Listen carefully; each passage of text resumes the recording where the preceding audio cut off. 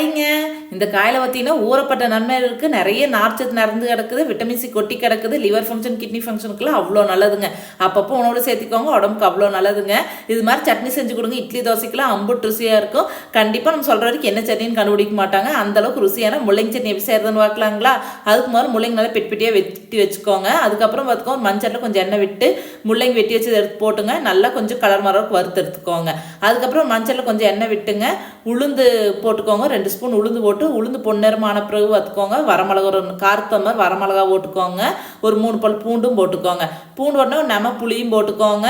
புளி நல்லா கொஞ்சம் எண்ணெயில் வணங்கின பிறகுங்க வெங்காயம் ஒரு தக்காளி போட்டு கொஞ்சம் உப்பையும் போட்டு விட்டுருங்க. சட்னிக்கு தேவையான அளவுக்கு உப்பு இப்போவே போட்டுங்க. அதுக்கப்புறம் ஒரு கை தேங்காயும் போட்டுங்க, நம்ம வணக்கி வச்சுருந்த முள்ளங்கி எடுத்து போட்டு கொஞ்சம் கை நிறைய கொத்தமல்லி தலையும் போட்டு அப்புறம் மிக்சியில் அரைச்சி எடுத்தீங்கன்னா சூப்பரான முள்ளங்கி சட்னி தயாருங்க. இட்லி தோசைக்கெல்லாம் அம்புட்டு ருசியாக இருக்கும். கண்டிப்பாக ட்ரை பண்ணி பாருங்க. சரிங்க, எங்கள் சேனல் பிடிச்சா like, share and subscribe. Video முழுது பயணம் தரும். நன்றி.